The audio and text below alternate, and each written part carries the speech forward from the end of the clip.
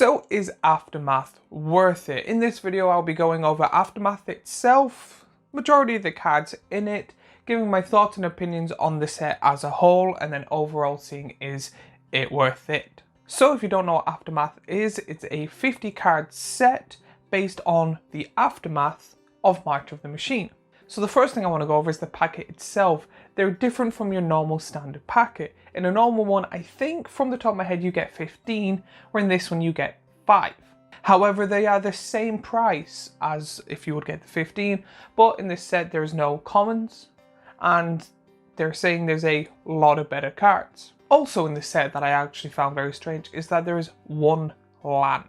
Now, I'm not sure because I haven't opened a pack of this, or I haven't seen anyone really open a pack of this, if there's basics in it from March of the Machine or anything like that, but from my knowledge, you can possibly get just one rare land from this set because there is only one rare land. Now, don't get me wrong, there's also different art versions of it, so technically I think there's 4, but it's the same land card.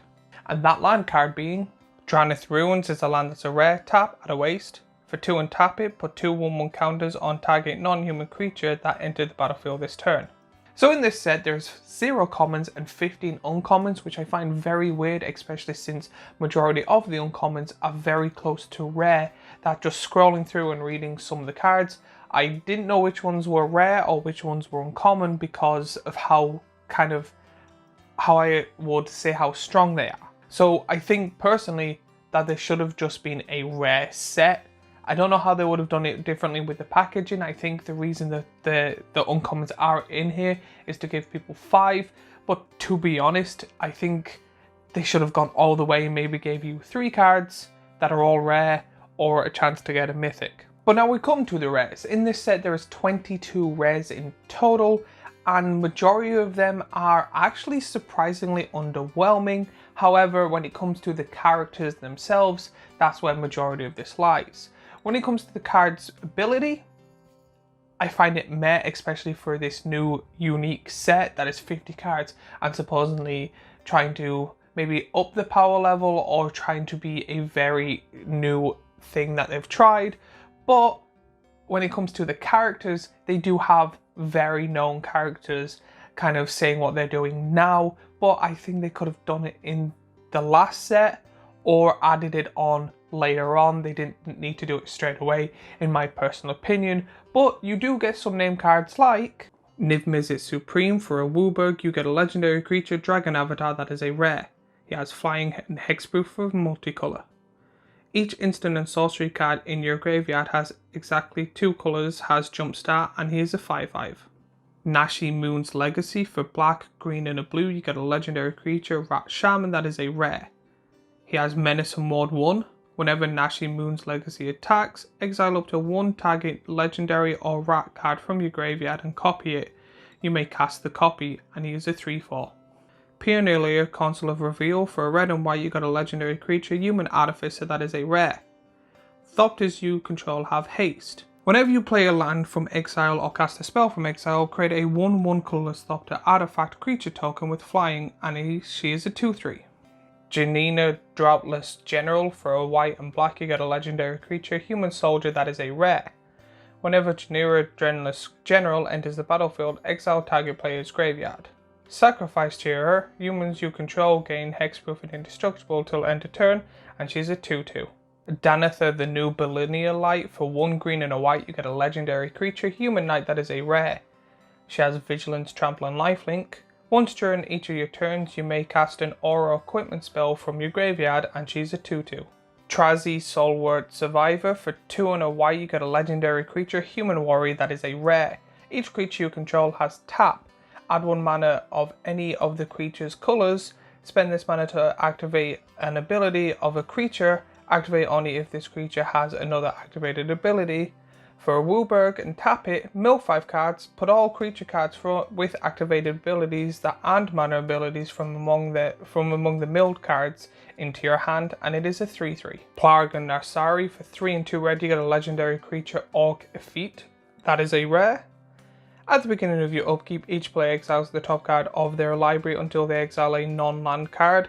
Each opponent chooses a non-land card exiled this way. You may cast up to 2 spells from among the other cards exiled this way without paying their mana cost, and is a 5/4. Iron Metal Brow. For 2 and a red, you get a legendary creature, Human Berserker, that is a rare. Whenever a creature you control attacks, or a creature entering the battlefield under your control attacking, you may pay 1 and a red. If you do, you may put a creature card with mana value less than the creature's mana value from your hand onto the battlefield tapped and attacking, and it is a 3/3. So now we get to the main selling point of this set, are the mythic cards. There's 10 of them in total, and they are technically pretty much all the same card. They are the non-planeswalking planeswalkers.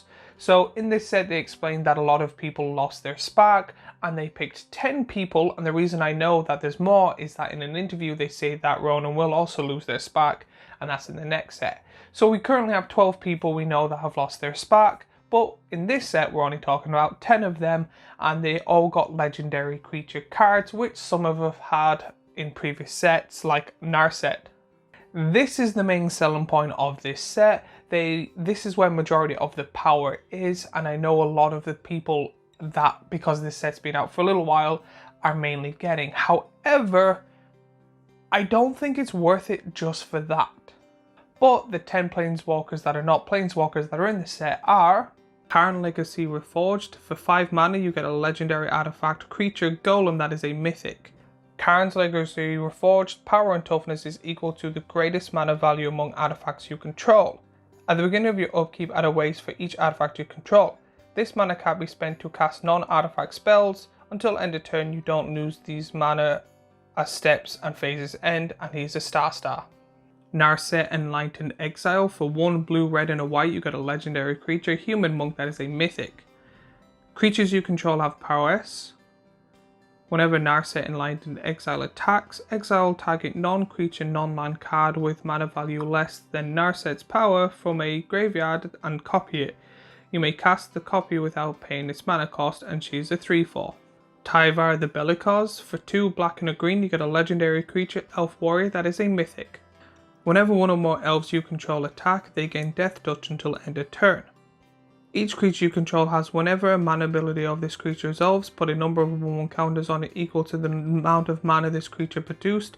This ability only triggers once each turn, and he is a 5/4. Samut, Visitor of Nakatum. For 1 red and a green, you get a legendary creature, Human Warrior Cleric, that is a mythic. She has First Strike, Vigilance, and Haste. Whenever a creature you control deals combat damage to a player, if that creature enters the battle this turn, draw a card, and she's a 2/3. Calyx, Guardian of Faith. For 1 green and a white, you get a legendary enchantment creature, Human Druid, that is a mythic. It has Constellation. Whenever Calyx, Guardian by Fate or another enchantment enters the battlefield into your control, put a 1/1 counter on target creature. Whenever Calyx or another enchanted creature you control deals combat damage to a player, you may create a token that's a copy of a non-legendary enchantment you control. Do this ability only once each turn, and he is a 2/2. Nissa Resurgent Animus. For 2 and a green, you get a legendary creature, Elf Scout, that is a mythic. It has Landfall. Whenever a land enters the battlefield under your control, add 1 mana of any color. Then if this is the second time this ability is